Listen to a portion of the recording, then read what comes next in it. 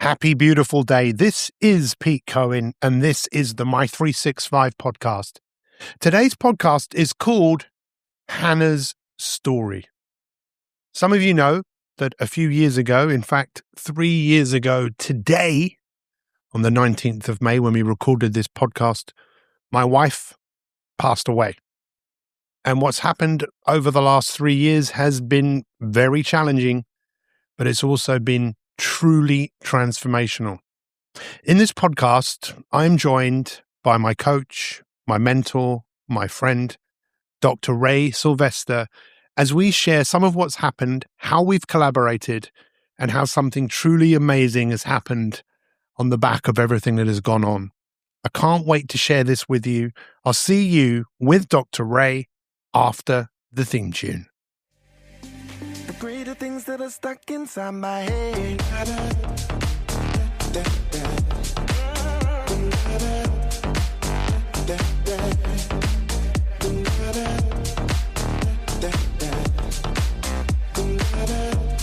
The greater things that are stuck inside my head.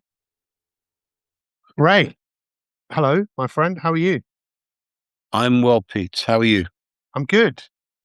I'm super pleased that we've managed to make this happen. It's May 19th. And as you well know, that's quite a significant day, being 3 years ago today that Hannah took her last breath. And tomorrow is quite a significant day in terms of the tickets being on sale for the premiere of the film that we made. So it's all quite strange how things have kind of aligned or how everything is playing out. But, you and I have been on an epic adventure for the last, how long?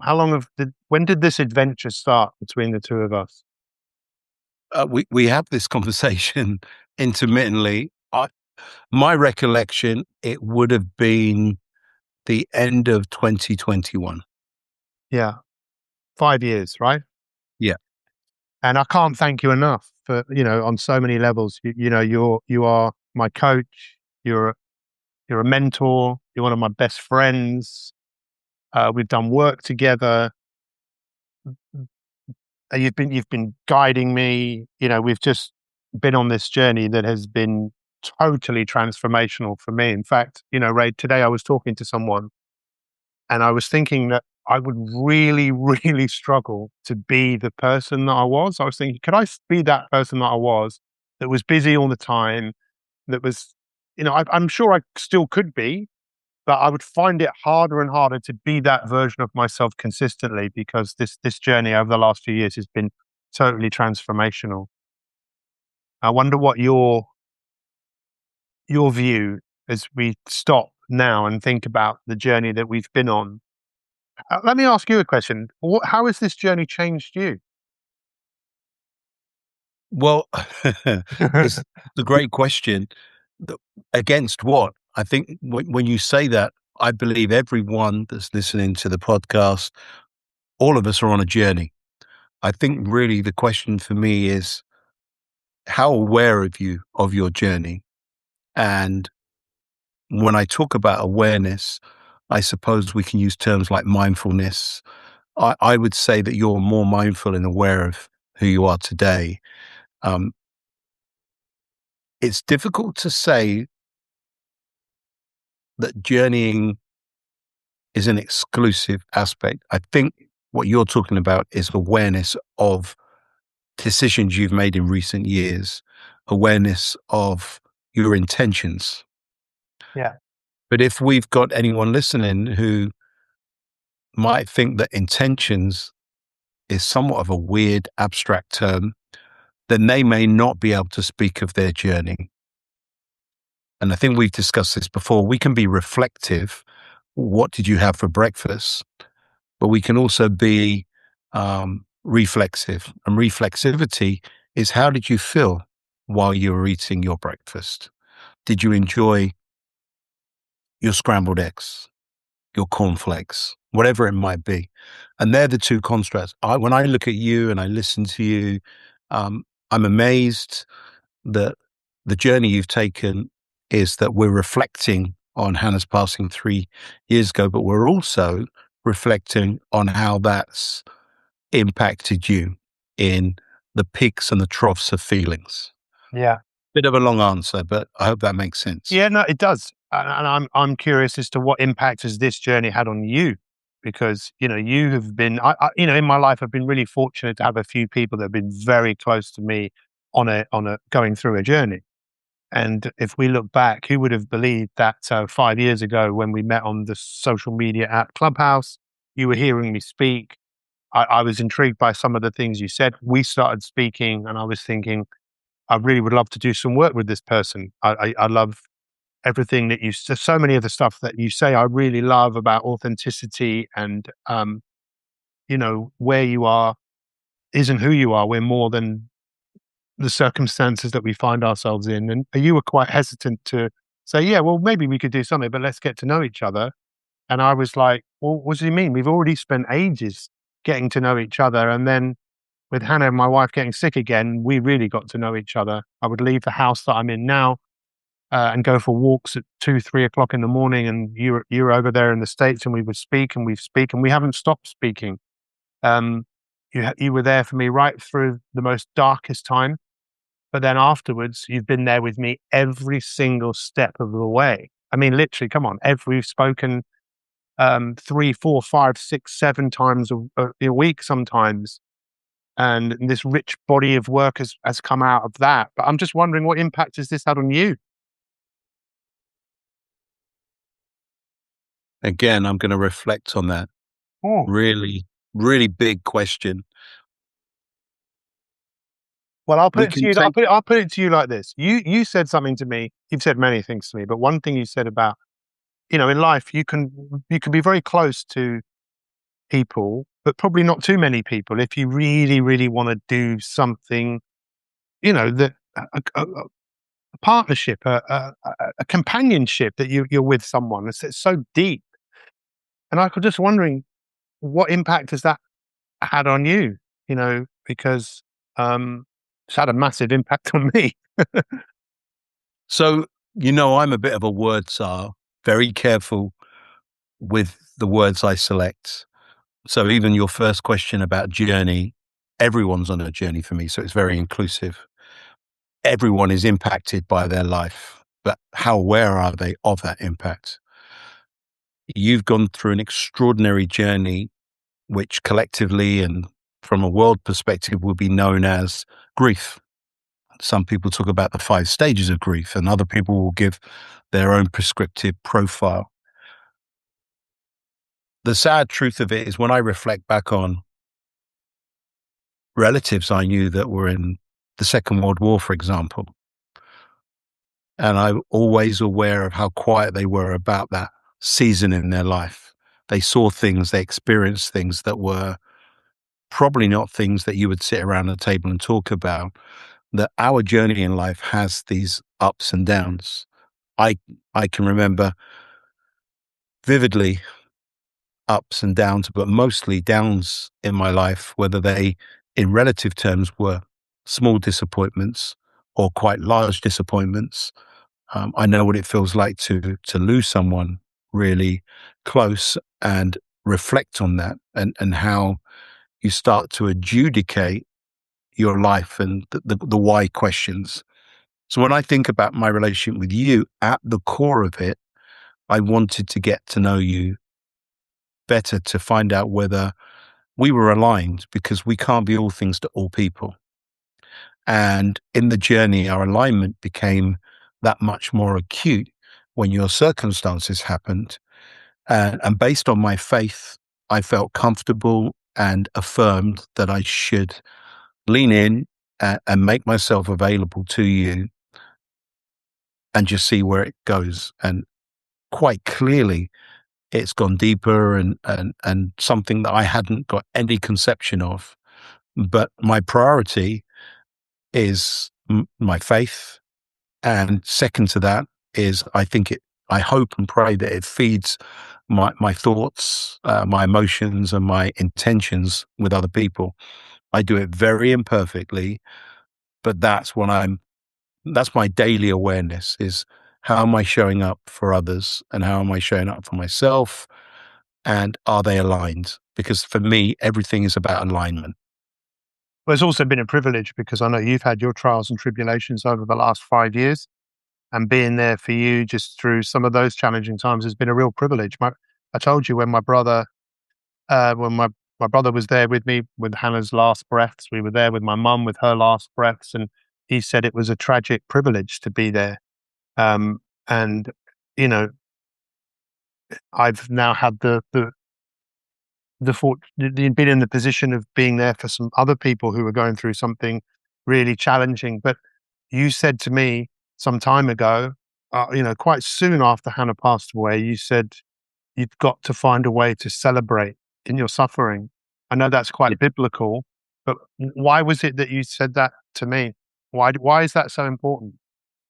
So go back to it. And again, this isn't preaching to anyone that might be listening, but it is my authentic journey.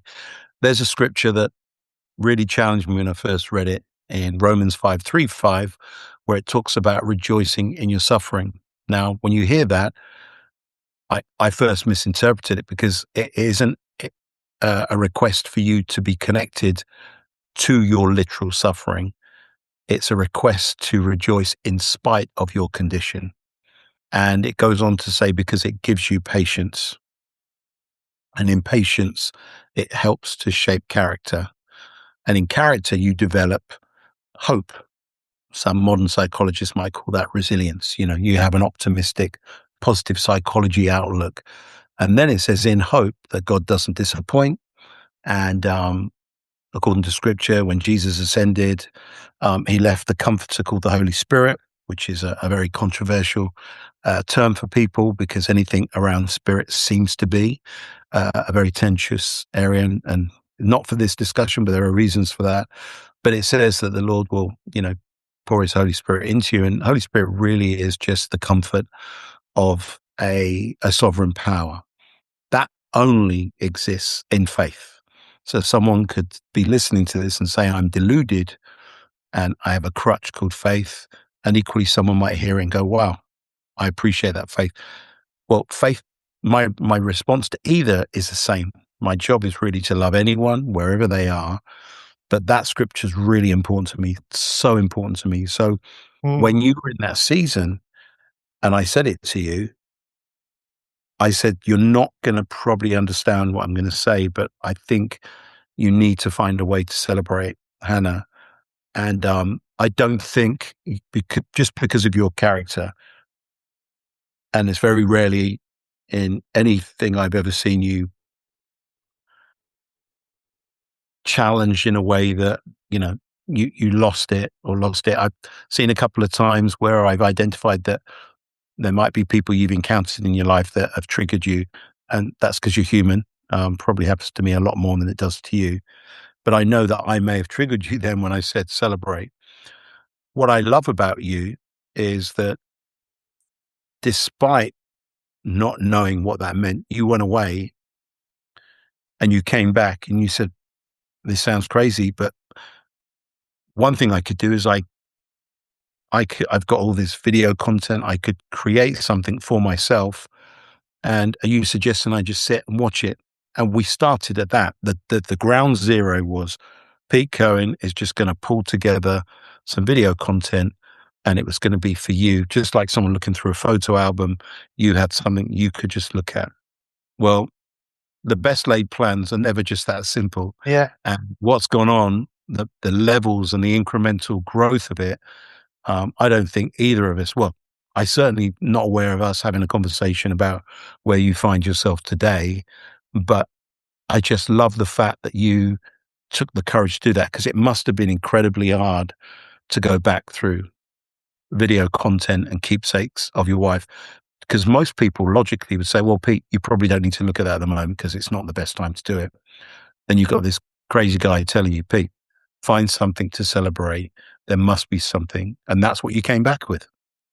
Well, I listened to you, because, I can be quite defensive through my own insecurities, but pretty much everything you say, I listen. And when you say things a few times, I tend to listen even more to the point where I'm like, you're sleeping on something, you're kind of meditating on something. So, but I also know, because my dad passed away, as you know, in 2018, and then my mum in 21, and then Hannah in 23, that I know them well enough that they wouldn't want me to grieve too much. They would want me to find a way to celebrate, and I've always known that. It's because of when and I think it's an honor to be able to live in someone's memory in a positive way. Otherwise, what was the point for me? What was the point of them being in my life? I have struggled with that with the Hannah thing, but maybe I can elaborate on that. But you said it a few times, and then I just woke up. I remember I woke up in the middle of the night, and I realized I know exactly what I've got to do, which was I've got to put this together. And yeah, it was incredibly difficult, but I'm so glad, obviously, that I did, not because of what it's become, but because it was actually quite cathartic for me to actually stop. Really, I had to really, probably for the first time in my life, which is, is one of the hardest things that hardest things to do for me, to actually slow down. For someone who spent their life busy being busy, I can stop for others, but I had to really stop for myself. I had to really feel for myself as I was looking at all of this footage and But chronologically. And one thing I would say on that, Pete, with that is, and you often, just to let listeners listen and take this in, I'm often saying to you, you need to be kind to yourself. And one of the reasons is that, you represent a fraction of a tiny, tiny population that now will never be there again. You were probably the last era of it, of people on TV with millions of people watching them every day. And you did that for 10 years. You've published 22 books. Um, I think you're a pretty well balanced person for being exposed to that much public attention. And I think when you reflect on, I didn't stop. Well, I know a little bit about live TV from someone else um, that I've had some pleasure of working with, and it is just a relentless pipeline of expectation and reaction to prompts from producers and the runners and everyone around them. And that was your world. And on top of that, your commitment to fitness and wellness and working with clients, personal training, classes, then going on to executive coaches. Your life was driven by servicing and supporting other people. And I can relate to that. Much of my life is in the same way. And it's why I think we have to be kind to ourselves, that to slow down and stop makes you feel a bit giddy. It's like coming off of a roundabout, a merry-go-round, and being a bit disorientated, or coming off a bike and think you're still pedaling. All of that was happening. And I saw you during the phase where Hannah was going through treatment, and I watched the highs when the treatment looked like it was responding, and you clinging onto that hope and faith. And I was there praying and hoping the same thing, but we were thousands of miles apart. And then I remember the day you called me when you believed, the prognosis and what you were being told, it wasn't coming back from here. And that process, when you talk about us speaking early hours of the morning, that was necessary over those couple of months, because you needed to slow down in preparation, yeah, because you were going 100 miles an hour, fundraising, traveling backwards and forwards from Frankfurt. It was relentless. And that's the Pete that's lived your whole life. There was going to be an inevitable stop. And there's two ways of stopping: intentionally, or you're forced to stop. And I'm so grateful that you took, the former. right. And in doing that, it opened up potential that you and I, you know, had no idea where it was going to go. I'm not surprised, but I'm just impressed that you had the courage, given your past, given your biography, that you were able to say, just for a little moment, just a glimmer. You just need that little glimmer. Let me look into this. And that, to me, is the most impressive thing about you, was that I'm going to look into this. Because most people, if we hear something they don't like, they just dismiss it. Mm. Didn't dismiss it. Well, I've been kind of schooled a little bit, as you know, because I had a coach for 16 years who was so like you. It's uncanny on so many levels. Someone who used to say, take care of Pete, for Pete's sake. but could see what was going on. I could see the world I was living in, and the like you said, that television world that was very, I'd say, quite superficial and quite kind of wasn't particularly real. It was fun, but I've always known deep down that there's more to me than all of the things that I do. That the substance of who I am, my real self, my solo self, which is again something that you've really helped me to look at. You know, but there's some stuff I really want to unpack, but I just want to just go back to what happened and what's going to happen with um, the film that I made. I made it. I watched it back a couple of times. And I was, I'm really proud of this. And my friend Lindley Gooden, who is a filmmaker as well, he really helped me with it. We had some real challenging moments in doing it where, we were crying, and it's just the reality of this beautiful piece that we had made. I then really just wanted to share it with friends of Hannah, for them to see, look who this person was. And then I spoke to, my friend Ben Shepherd, who I was on TV with for years. Lovely guy. One of those people also who was very much there for me through some difficult times. And he just said, why don't you speak to my friend Mikey, who's a filmmaker? So I spoke to Mikey. I thought, okay, and then Mikey said, well, you should enter it into some film festivals. And I honestly said to him, Ray, I said, why? And I'll never forget what he said. He said, well, it could win in some film festivals because what you've made something that's really real, and that's what documentaries can be. So, yeah. I just wanted to take a step back because I think there's an important junction. When you made the decision to explore filming and you're working with Lindley, the journey wasn't perfect because you were going through pain and grief. I think it's worth going through that persistence there because you had to go through persistence. I don't want anyone to think that, you just made a decision, let me make a movie and it's all good. You had to lean into yourself, uncomfortable truths about, and we had discussions, real discussions about what does it look like when someone in the public eye puts together a video about their dear wife and this incredible love story. Well, I pointed out to you that not everyone's going to look at it as a love story. Someone might look at it at the other side and say, well, I don't think this is appropriate to show a film of a person. Yeah. And we had all those uncomfortable conversations. And I used a word and a phrase, and I wonder if you can remember it, that I kept on saying, I said, this is what's going to happen. And you've come back to me so many times saying, I've seen it in a few conversations with people and reactions. Yeah, Do you empathy remember? fatigue. Absolutely. And I came across that term first in the non-profit sector, where when you ask people to donate, and if there are people that are enthusiastic, they might do it the first time.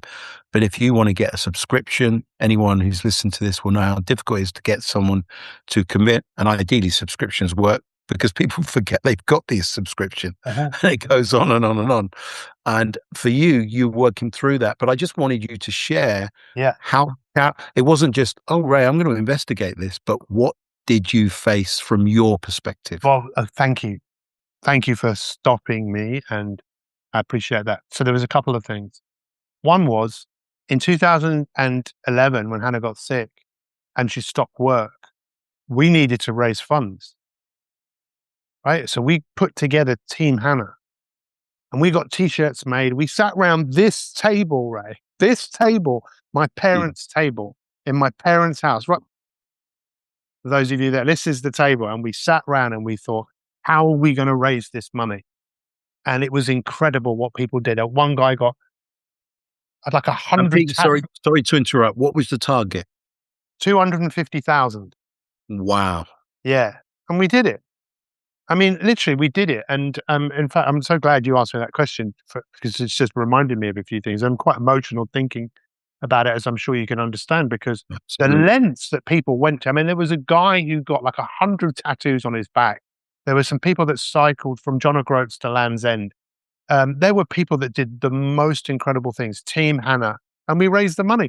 And Hannah's very shy. She does not crave the public attention at all.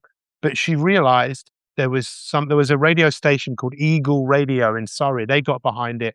They raised loads of money. We had a ball, and this was public because we did a blog and we shared this story. And I felt that, when Hannah got better in 2000, we went to America, 2012, 13, 14, we got married. We still made videos every time Hannah had a scan to say to people, look, and it's all very well making a film when asking for help, but I'd learned in life that you should celebrate the ups and the downs if you can. Look what's happened. So, Hannah's cancer-free for 6 months, a year, 5 so years. can I connect the original question you had of a journey as I see it? You've been blessed with a journey that exposed you to a public profile where you got to meet great people, Ben Shepherd, Dr. Hillary, Andrew McLean, all these people that are still in your orbit. And because of that, you met this woman, you fell in love, then you're faced with a condition. And I believe the journey and your identity allowed you to leverage all the power you could muster because, and I don't want to downgrade anyone called Joe Blogs, but if it had been Joe Blogs down the street, it would have been so much more difficult to raise 250,000. My philosophy is that's a celebration point. If Pete Cohen hadn't been Pete Cohen, you wouldn't have been able to leverage those things. But that's a double-edged sword. Can you talk about the double-edged sword? Because being in that privileged position to be able to do that is wonderful, but in every scenario, and I don't want to use this term, but it's one that I think everyone will help, you'll have the dissenters, the cynics, or people that might look at it from another angle. Can you explain if you were ever exposed to the double-edged sword that there is? Yeah. I mean, if it was now, I'm sure it'll be 10 times worse. But Yes, back social then media. we're talking before the great rewiring that people, but it was difficult. It was mainly difficult because of the treatment that Hannah was going to have in America. There was so much these trolls that literally were publishing on Twitter saying Hannah's not real. This doctor's a fraud. I can't even begin to explain the going through this process to make that happen. But who I am at my core has always been someone who just is very relentless. And if I'm going to do something, it's done, which has been good, but has almost killed me anyway, which we can come to. But, Ray, when you do something like that, I realized that I wasn't alone. I had all these people supporting me and all these people that were raising money. And why? Because Hannah and it was a miracle that she got better. And then when she got sick again, we shared the story once again. And, it saddens me because obviously the story, Hannah is no longer here in the physical form. But for me, her legacy lives on. And I wanted to share this journey, the whole journey. And that's why we put this together. And thank you. Can you explain about what your input was? Because when the film was finished and I then showed it, I was sitting where you're sitting now. How ironic is this? Where you're sitting right now, because I can see you on your couch in your home. We watched the film. Do you remember? Oh, I know you do, obviously. Well, there were two things. Saying you need to find something to celebrate, and you came back with this notion of putting all this film content together, and you went off with Lindley, and you sent it through to me, and we had some conversations, and I had talked some of the things that I thought were really important because, as you know, and for those listening, my background has a lot to do with branding and particularly personal branding, my research, practice, and coaching. And for anyone cynical about personal branding, really is all about what is your value proposition to the world. And I looked at Pete, your value proposition in the public eye, TV presenter, speaker, author, those blessings, those privileges allowed you to leverage fundraising for experimental treatment in America. And with absolute miracle, as you said, it all worked. The challenge in all of that for me was that when you came back with the video, I recognized the video content could be misinterpreted by some. Yeah. And I asked permission to share my thoughts on it. And you were very, very graceful and you received it all. And you made some minor changes.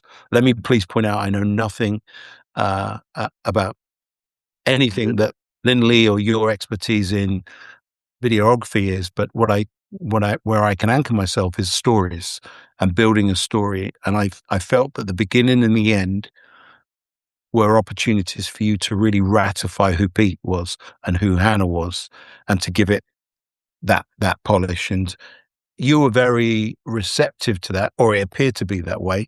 Tell me what you were thinking, because this is so personal to you. Your dear wife has passed, and this guy thousands of miles away is going, Pete, what about considering this? Perhaps review this frame. I was apologizing all the time, and I've come to know you. Go, Ray, you don't have to apologize for anything. Yeah. But it was a very sensitive subject, because what we wanted to do is make sure that the film represented an authentic portrayal of you, and that people wouldn't get any confusion in terms of perception. Well, the first thing I said in my head is, oh no, oh God, no, please. But I knew you were right. When you work very closely with someone, and when someone's saying something, like the app I created, Start One, Stop One, and you said to me, this was years before, you said you should change the name and I knew what you were going to say. You said you should call it Stop One, Start One. And I thought, oh, he's right. You don't start anything until you stop. That's been the story of my life. I can start everything, I'll finish it. But if I'd stopped first, I probably would have thought through what it was I was doing. And basically what you told me to do was to do a beginning, which sets the frame of what's about to happen. But then you told me you need to film something at the end, and this is weird that you're saying this, because you said, go back to the bench where you and Hannah used to sit on, where we used to record the blog. So I had to go back to Harmony Close. I hadn't been back there. I had to go and sit there. I'm thinking, look what I'm doing. I was crying my eyes out walking down Temple Fortune, where I grew up, going to sit at this place where I'm looking at the place where Hannah had a little, 1-bedroom place to live when she was going through treatment, because we weren't married, but I'm so glad that I did it, because it made it more authentic. And one other thing, you asked me, and I didn't fully answer the question. Making the film, is anyone who's experienced grief, I think what I see is the waves that come. People talk about the waves, and sometimes they're really intense, and sometimes as over time they become wider apart, but they're still intense. So when I was making that film, because I live on my own, there would be days, Ray, where I had to stop, and it was so overwhelming that I'd go to bed at 5 o'clock at night, because but I'd wake up again, and I'd keep doing it, because I never. The craziest thing for me about grief is I probably could have outrun it.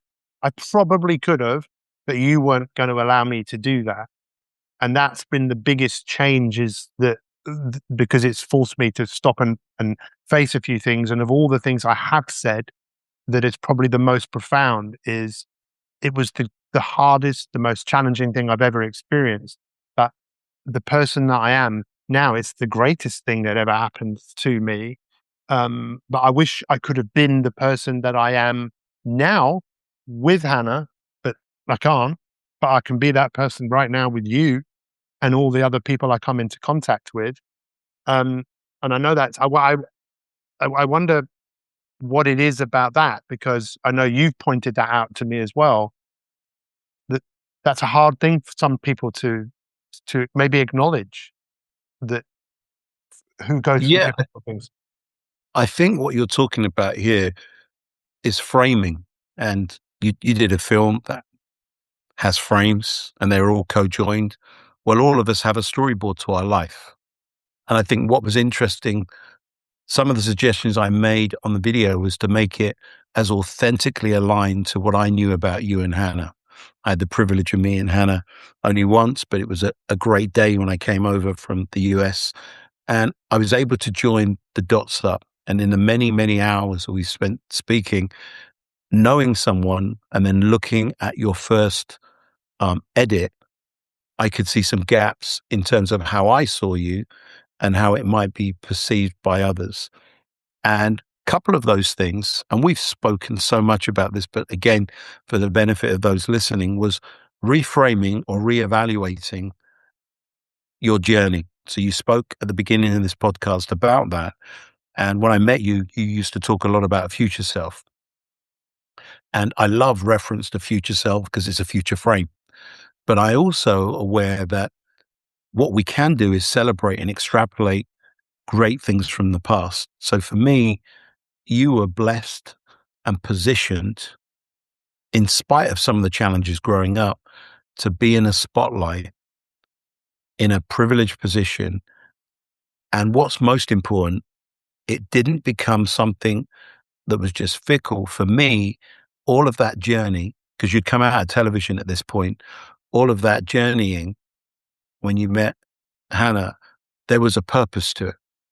And for me, to raise £250,000 in what was the time period, Pete? Well, a few months. Yeah, is incredible. And I believe that if you look at that, anyone listening, that would have been so much more difficult for our fictitious Joe Blogg's character, Yeah. because you had a privilege for it. And when we met, I was trying to, I suppose, slow you down so that you could really appreciate all of those great attributes that you have been privileged with. It wasn't you that did anything, but circumstance gave you and bestowed upon you a journey which had responsibility attached to it that you didn't know at the time, but then you latterly went on because you met Hannah literally not that long after your tenure of 10 years in TV. And to me, that's the journey. You transitioned into it. And I just wanted the film to reflect that. And I know later on next month, there will be many people from your past that you knew before you knew Hannah. And that to me proves the point that that foundation was real. Well, it's interesting because right now I'm just pressing the button and sending a picture of the an image of the film premiere to a guy called Chris Levitt, who literally he heard the story, he gave £50,000. He didn't even know Hannah. It was he found out about it at someone's 50th, and the person said, for my 50th, please don't give me any presents, just donate money to this lady who's raising money. So I just sent that to him, because obviously what's happened as a result of this is Ben Shepherd's friend Mickey said enter into some film festivals. I did. It's not a difficult thing to do. I just didn't know about it. I entered it into loads. I thought, well, why not? Just see what happens. And it was just rejection. And then I got a message from the World Cannes Film Festival saying that it had been selected as best documentary. And I thought it was a joke. I honestly thought, oh, this isn't real. This is just. And then not only did it get selected, but it won. And obviously, as you encouraged me to do, was to lean in, and I went to Cannes, and it's now won 11 film festivals, and now it's now been selected again for the Rain Dance Film Festival, and now there's a premiere of the film, as you said, in the 25th of June. And I mean, it's just crazy how for me, the big guy upstairs. I don't know whether he's all aligned this all for us, but the reality that you're actually going to be there for this premiere, and the fact that Ben Shepherd is going to host the event, and there will be a celebration of her life. I'm still a little, and the person I'm most pleased of that is coming is Hannah's father, because it's funny, where I'm sitting, this was where his bed used to be. He lived with us, and this was his room. And I can't begin to imagine. He messaged me today, so just he's thinking of me, and he said this was the hardest day of his life 3 years ago when his daughter passed away after he nursed his wife for 10 years with dementia. And I'm thinking, God, nothing could have been harder. And I would imagine that it's going to be challenging for him to be in a room full of people who will be probably crying and seeing this film on a big screen, his daughter. But I'm so glad he's going to be there, because I couldn't have done what I did without him. He was ridiculously, I mean, like beyond anything I've ever seen anyone do in terms of leaning in. And I want this to be a celebration of Hannah, but I also want him to see what impact Hannah has had on so many of these people. So that's another reason for to say thank you, really, to him, and thank you to all of the people that were part of Hannah's journey. Because when people, as you know, I've said this many times. I wish I'd been more present with Hannah. All I knew was one speed. I was always frightened to stop. My speed was always quick. And Hannah, even when she got better, she wanted me to be more present. She'd say to me, a few times, but I felt uncomfortable. I was frightened. I was frightened she would get sick again. And that was nothing to do with her. That's who I was. I've always been that person from a very, very early age. And it's only been since she passed away that I've started to really realize who I am, who I serve, and now starting to slowly how I serve them, which perhaps this is a conversation for another day. I don't know. But it's what's fascinating is what's come out of what's grown out of something that changed, you know. But I'm just so glad that you're going to be here for this, and you and I we'll do a Q&A after the film of this premiere, the first world premiere. You and me and Lindley will be there together. Yeah, that must be pretty strange for you. What's that like for you? I mean, the fact if I've told you a few years ago, Ray, you're going to have been an executive producer on a film that has won an award, all these awards, what would you say? Well, firstly, it's an honor. Secondly, I'm amazed that my advice contributed in a way that made a tiny little difference in the beginning and the end of it. I think what's more impressive for me is your journey. And again, be kind to yourself without the busy being busy and acknowledging, which is great as you're doing it, that you've been an adrenaline junkie, like many people are in that fast lane. But without that fast lane, would that $250,000 be raised? Without your personality, would you have committed to someone who at the beginning was a relative stranger to you? How long have you known Hannah when she had her first seizure? A year. A year. So yeah, some people would have walked away from that. So there's something that I just want to say, that you committed to something, you hung in there and you drove it. And I think that I want everyone to listen to this really clearly, that you had no idea beyond fundraising and sharing news to the people that have supported you what the film clips would mean, because they become timeless by winning these awards. And they're going to bless other people that are facing extraordinary circumstances. And some people may overcome their circumstances. Some people, as we inevitably will see in life, some people will lose their journey in this very relative short life. But in all of it, I see a man in front of me who's learned how to celebrate. It's not easy, but how to celebrate. And you've not just got a keepsake in the award and the video content. I think, and I'd love to get your perspective on this, I believe that it's giving you a sense of purpose, because now you can talk freely about your journey, as we started this podcast on, in a way that is anchored to purpose. And that purpose is to help other people wherever they might be.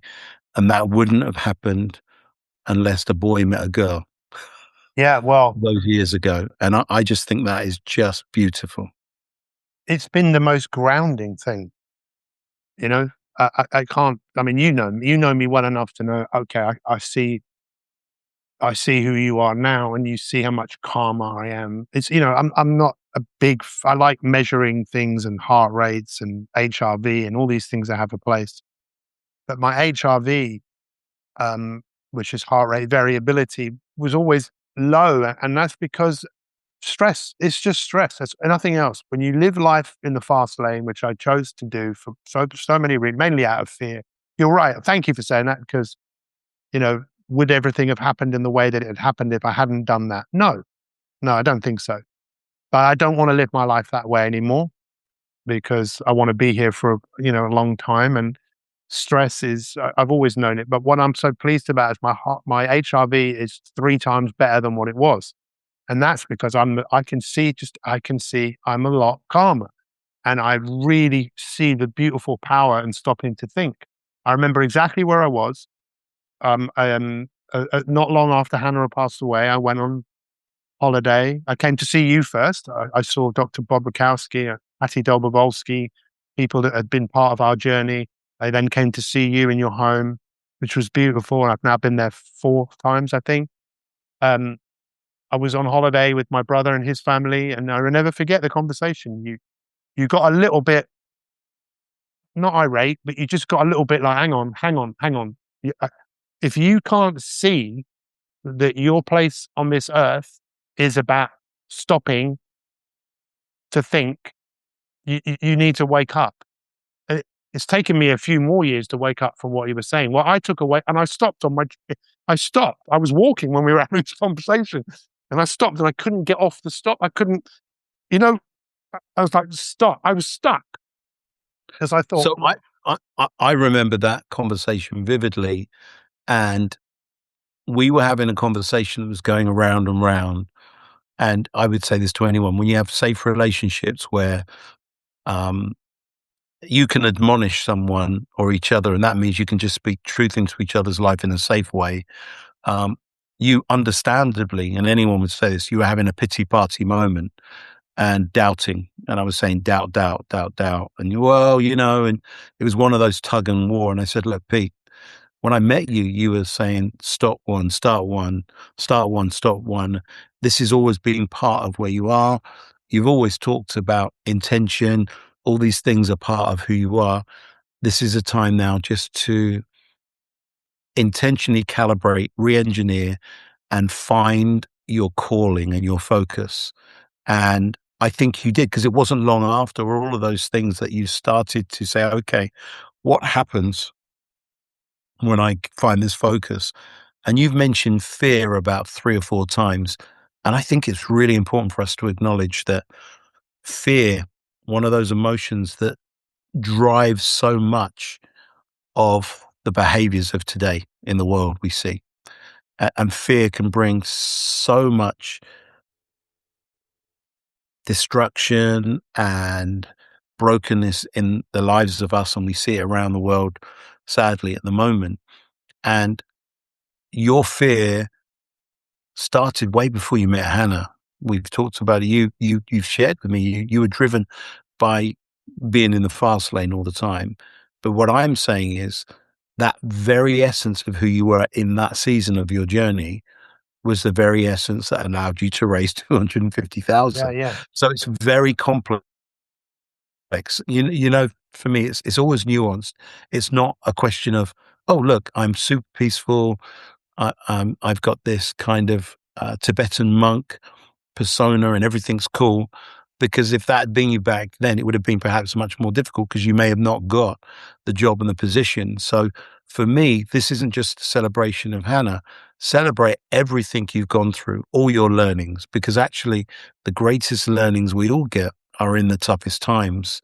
And that includes, being very careful with terms like regret, because we've got to just take our time and reflect and then try to extrapolate the ingredients that have made us think in the present tense about where we are. Because any of us listening to this conversation right now, if we're in a contemplative state, a mindful state, you then have to conclude that everything that went before you has contributed to you thinking this way right now. And then that allows you not to throw everything in the bin, and apologies, I'm in America, in the trash, because all of that contributed to where you are. So it's so complex, but I love the maturity that you're displaying because your journey has changed. You've discovered new gears. Bizarrely, they're not higher gears, they're lower gears that you've discovered. Yeah. You've got more traction. So it's almost like, okay, Because without that traction low gear, you wouldn't have been able to get up and over the hurdle called loss.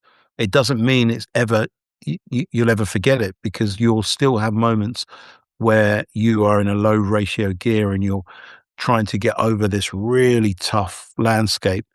But now you know you've got the low gear. And even those readings you were talking about with your health state are literal measurements of that.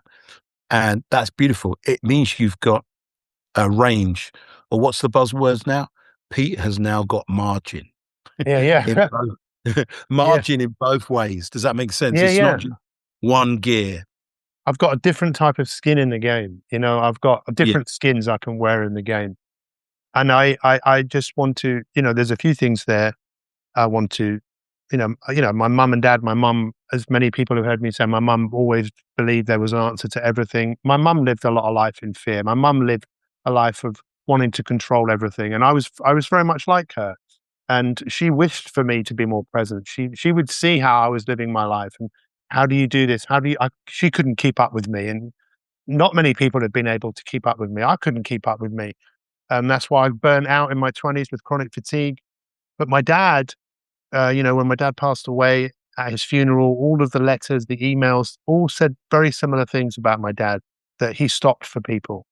And I know that I love stopping for people because I love people, and that's always who I was. But now I'm doing it with a lot greater intention. I think that what would be perhaps really good for us to do, Ray, is another podcast, and we really share some of what has happened since the passing and this whole new philosophy that has been born, that has now been shared in a little way, but now is about to take on a whole new, I don't know what the word is, whole new life to the whole concept of stop to think,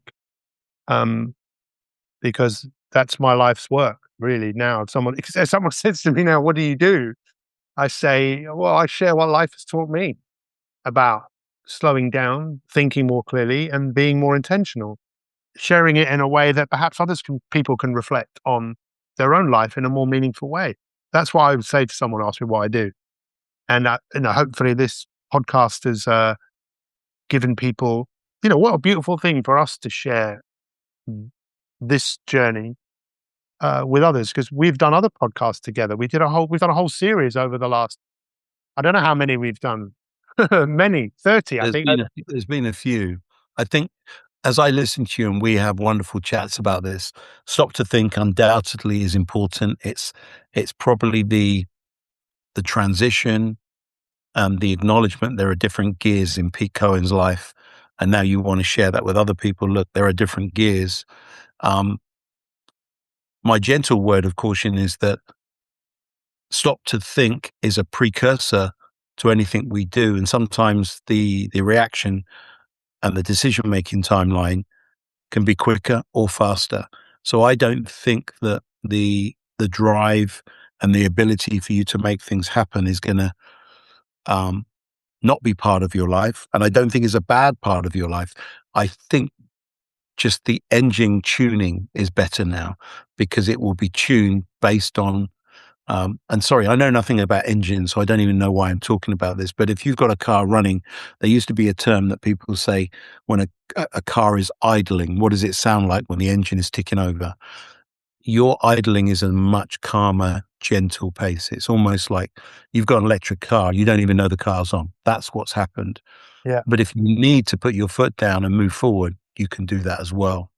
So I've said this to you before, and I know this will be an ongoing thing to show, and I want listeners to say there is nothing perfect in anything, in me, in you, in our discussions. We're just trying to purposefully make a contribution in the areas that we're fascinated about, and we've got some convergence in that. And for me, MI365 is still the umbrella brand for you. It's my intentions 365 days a year, but there is an epidemic, we know it, of stress-related illness, stress-related lifestyles, stress-related addictions.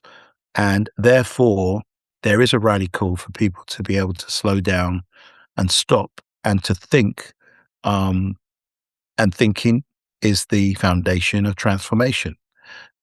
Be transformed through the renewal of your mind is a really key scripture in Romans 2:12 for me. And we've talked about those things. And there's another thing I want to say is that you've never rejected the fact that I have a faith. It's not got in the way. Yet we live in a world where there's such intolerance. Yeah. Yeah. You know, I've got a friendship and a deep love and respect for you as a Jewish man. I've got Muslim relationships that are deep, Buddhist ones, Hindu ones, Sikh ones, Christian ones, all of the multiple denominations, non-Christians, atheists. My job is not to not be in relationship and commitment to other people based on an identity or a label that someone's got. My job is to be able to try to love people in the best possible way. But I also know in this world that loving someone is about alignment. And sometimes you don't align with everyone.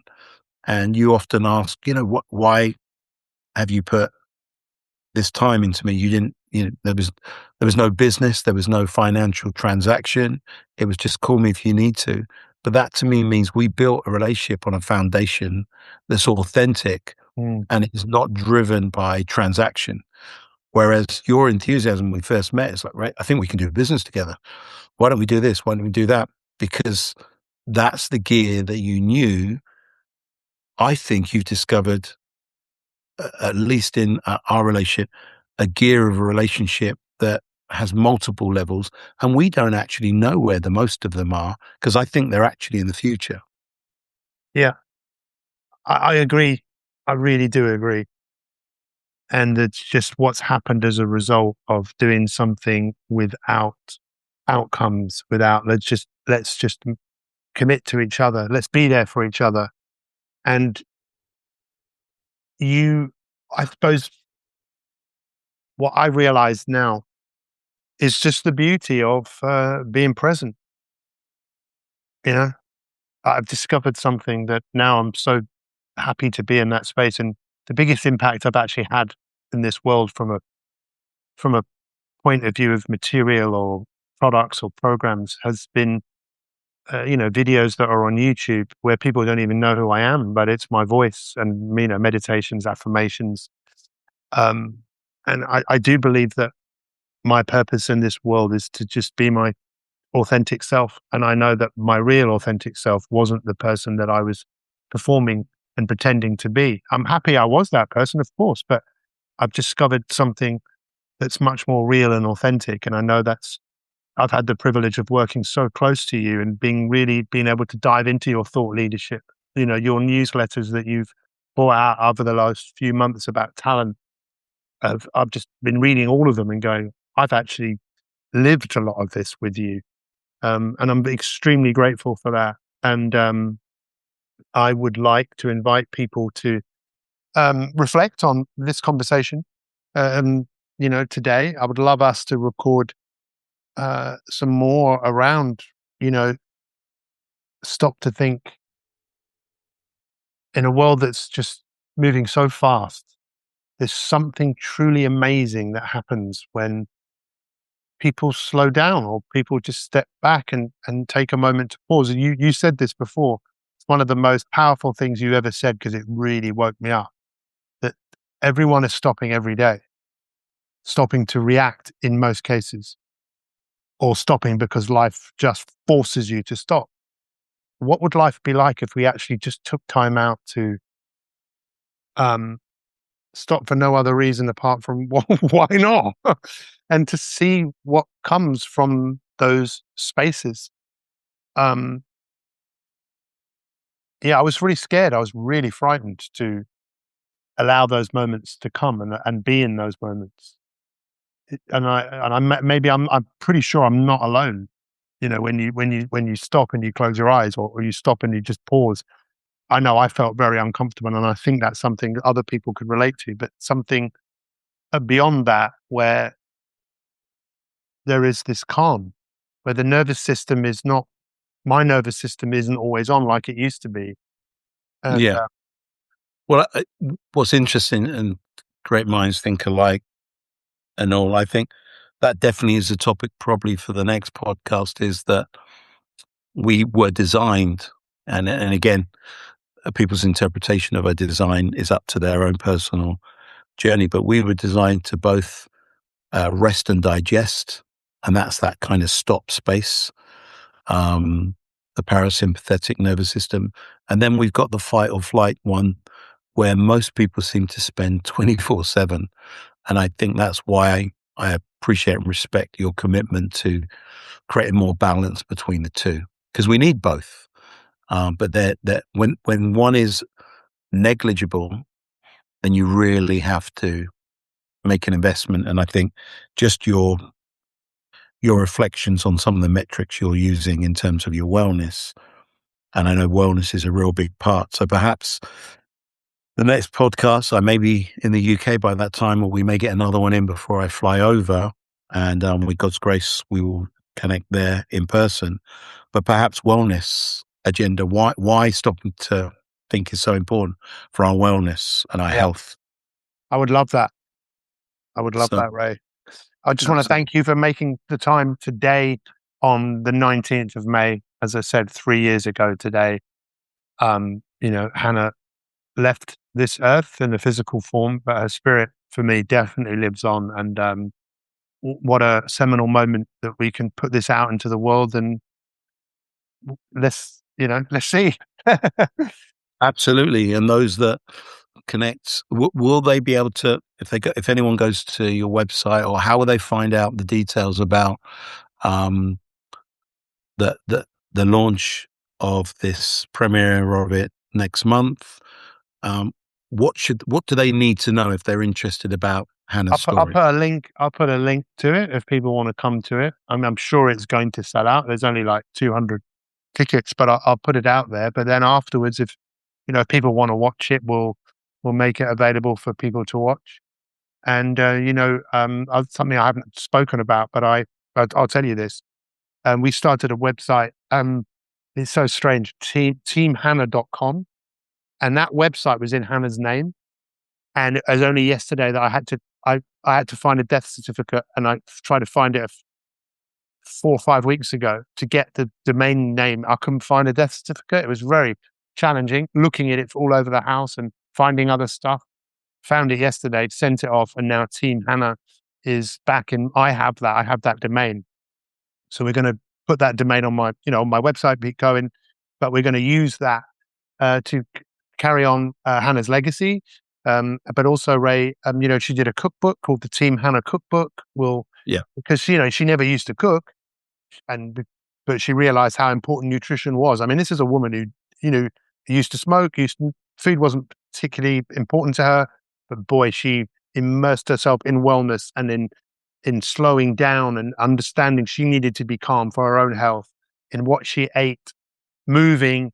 So, I'm glad that we're going to talk about that with wellness, because that cookbook will also be available in some way, shape, or form. So we'll have some more to share about that moving forwards. But Ray, thank you so much for your time today. I'm so glad that we got this in.